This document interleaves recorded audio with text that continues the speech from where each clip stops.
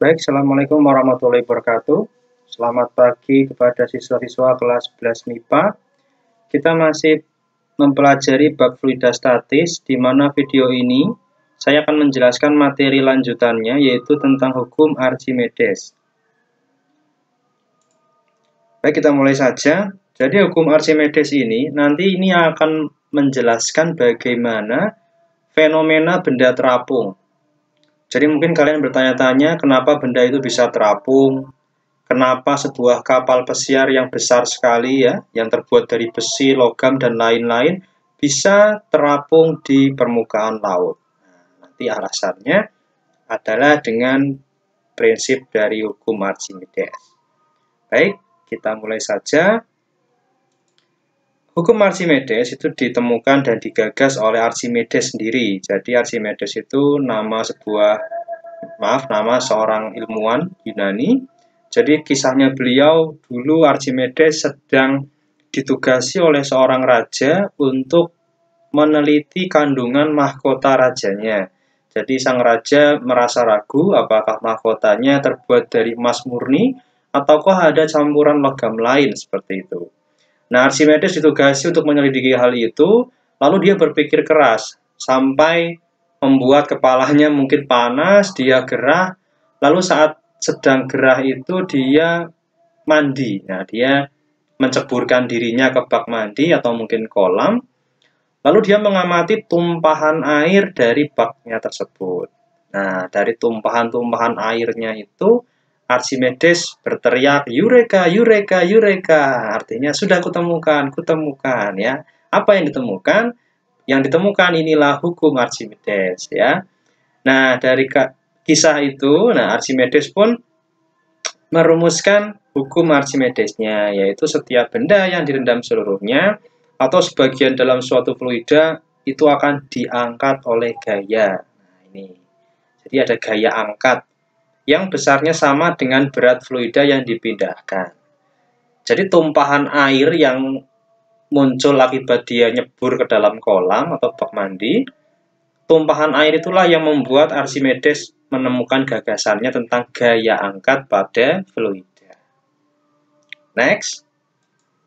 Untuk lebih memahami konsep gaya angkat tadi yang bekerja pada benda pada fluida, kita akan mencoba menurunkan persamaan gaya angkat. Nah, ini saya memiliki sebuah balok dengan panjang, lebar, dan tinggi tertentu yang berada pada fluida. Ini kita anggap saja fluidanya air. Fluida ini memiliki tekanan PO, tekanan di atas permukaan fluida yaitu PO ya, tekanan atmosfer. Lalu ada H1 ini jarak permukaan air ini ke permukaan atas balok. Ini ya, permukaan atas balok. Sehingga kita bisa rumuskan untuk tekanan total pada permukaan atas balok sebesar tekanan atmosfer ditambah tekanan hidrostatis. Nah, kalian sudah mempelajari tentang tekanan atmosfer dan tekanan hidrostatis di materi sebelumnya. Lalu ada pula H2. H2 ini adalah jarak permukaan bawah balok ke permukaan air. Sehingga kita dapat pula menentukan tekanan total pada permukaan bawah balok.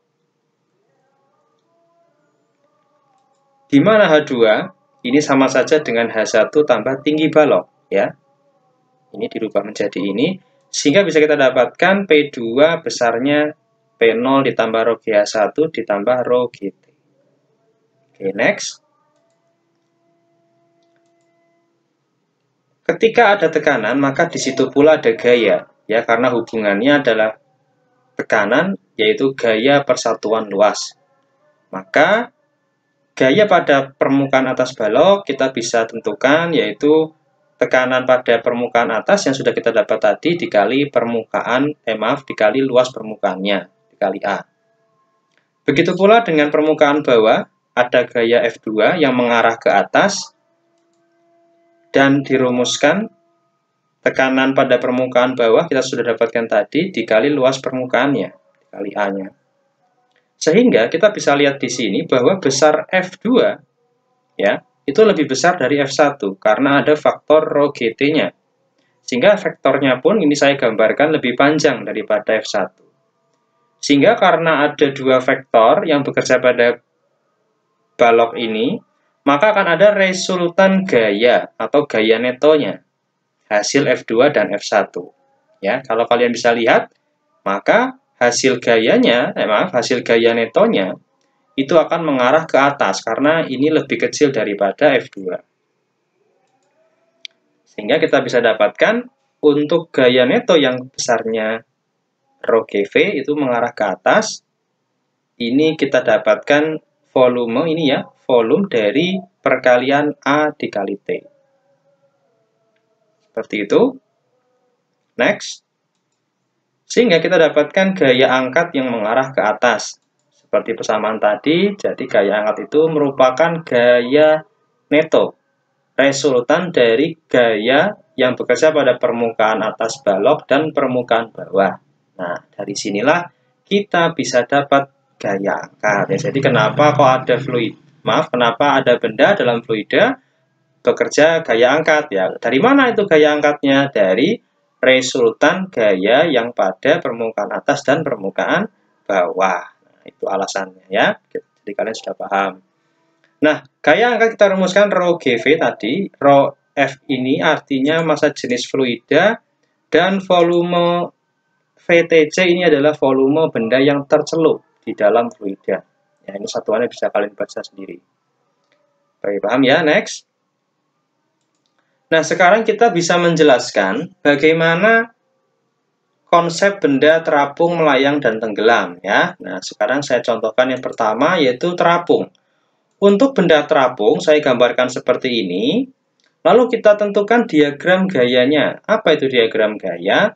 Gaya-gaya apa saja yang sudah bekerja pada benda ini? Nah, tadi kan ada F1 dan F2 ya yang bekerja pada permukaan atas dan bawah.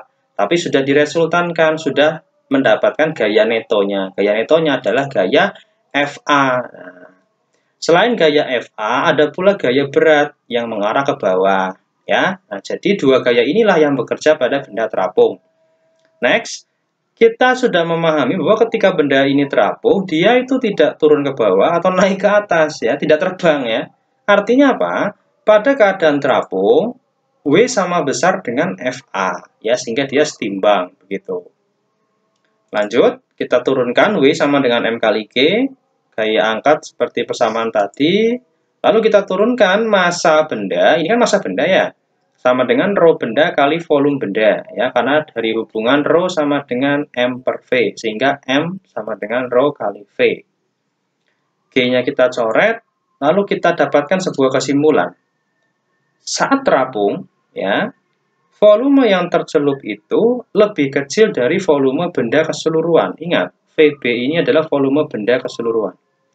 Artinya saat benda itu terapung, sudah pasti bagian benda yang tercelup itu pasti lebih kecil daripada volume seluruhnya. Kenapa? Karena ada bagian yang muncul di permukaan air atau yang tidak tercelup air. Sehingga volume yang tercelup pasti kurang dari volume benda keseluruhan. Maka kalau kita penuhi persamaan ini, kalau ini lebih kecil, ya, VTC lebih kecil dari VB, agar ini memenuhi persamaan, agar sama, begitu, ruas kiri dengan ruas kanan, maka rho fluida harus lebih besar dari rho benda. Ya, jadi massa jenis fluida itu harus lebih besar dari massa jenis benda.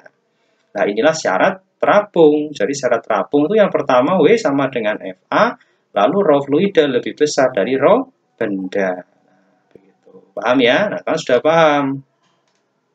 Next, sekarang kita memahami gejala yang melayang. Melayang berarti bentuk benda, tampilan bendanya seperti ini, ada di tengah-tengah, lalu gaya-gaya yang bekerja masih sama, ada W dan FA, dan berlaku pula prinsip W sama dengan FA, ya, karena benda ini keadaannya setimbang, melayang di tengah-tengah.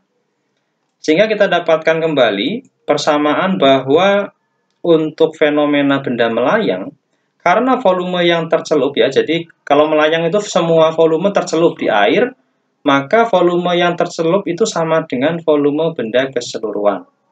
Ya, sehingga kalau ini sama, maka rho-nya pun sama. Sehingga kita bisa simpulkan rho fluida sama dengan rho benda. Ini untuk melayang ya. Kalau tadi terapung, rho fluidanya lebih besar. Oke, paham ya? Ini yang melayang. Lalu yang terakhir, yang ketiga, yaitu tenggelam. Keadaan tenggelam berarti benda berada pada di dasar, ya. Dia turun ke bawah seperti itu. Maka yang terjadi adalah gaya W itu pasti lebih besar dari gaya FA-nya. Karena dia turun ke bawah, ya. Nah, sehingga bisa kita simpulkan bahwa kalau rho benda lebih besar dari rho fluida, itu akan terjadi fenomena tenggelam. Ya, karena VTC-nya sama dengan VB, ya. Volume tercelupnya, yang tercelup itu sudah sama dengan volume benda. Sehingga untuk memenuhi persamaan ini, ya, pertidaksamaan, maaf, ini lebih besar, ya. Jadi ya sudah, rho benda pasti lebih besar dari rho fluida, ya, karena G-nya sama, VB-nya sama. Ya, G sama dengan ini, VB sama dengan VTC. Nah, jadi untuk syarat benda tenggelam berbeda, ya, yaitu gaya beratnya lebih besar dari gaya angkatnya, dan massa jenis bendanya lebih besar dari massa jenis fluidanya. Paham ya? Nah, setelah kalian memahami materi tentang hukum Archimedes, mari kita latihan soal. Jadi ini ada sebuah benda, keadaannya terapung. Massa jenisnya 700 kg/m². Nah, tentukan persentase volume yang ada di air atau yang tercelup, dan persentase volume yang muncul di permukaan air atau yang tidak tercelup air, ya, begitu. Massa jenis air diketahui 1000 kg/m². Baik, kita tentukan caranya. Yang pertama, ingat pada benda terapung, diagram gayanya adalah W sama dengan FA. Ya, maka kita tentukan persamaannya W berarti rho benda G kali volume benda sama dengan FA rho fluida kali G kali volume yang tercelup. Kita substitusi besaran rho-nya, yaitu massa jenisnya, ya. 700 kali VB, G-nya saling coret. Ini tadi rho fluida, ya, massa jenis air 1000 kali VTC. Nah, dari sini bisa kita bagi 700 bagi 1000 kali VB sama dengan VTC. Nah, kita dapatkan VTC sama dengan 0,7 VB.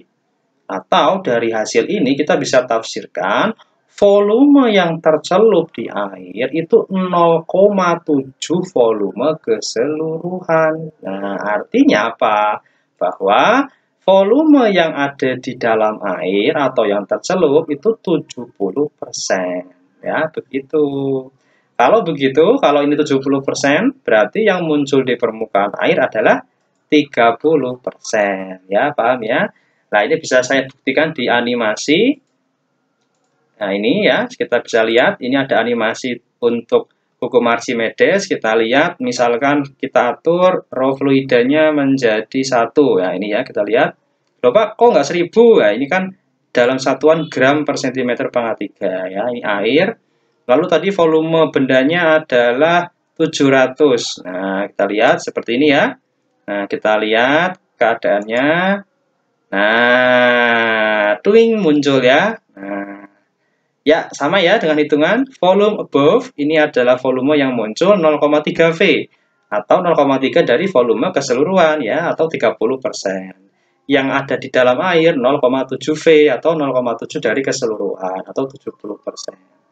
Ya, nah ini juga kita bisa lihat ternyata buoyant force ini berarti gaya angkatnya 6,86 Newton sama dengan berat benda ya. Ini juga tadi yang menunjukkan W sama dengan FA, jadi W sama dengan FA-nya. Paham ya? Nah, begitu. Ya, kalau sudah paham, silakan kalian bisa mengerjakan soal latihannya. Ini nomor 1, ini nomor 2, dan nomor 3. Oke ya, untuk nomor 3 ini ada 2 jenis fluida ya, saya kasih tipsnya, ini ada minyak, ini ada air. Jika ada 2 jenis fluida, maka gaya angkatnya juga ada 2 ya, karena ada 2 fluida. Nah, jadi kalian bisa mengoperasikannya dengan FA fluida 1 ditambah FA fluida 2 sama dengan W atau berat benda. Ya, seperti itu tips dari saya untuk nomor 3 ya. Baik, silakan dikerjakan, difoto, dan diupload di e-daring fisika kita.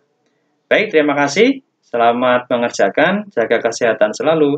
Assalamualaikum warahmatullahi wabarakatuh.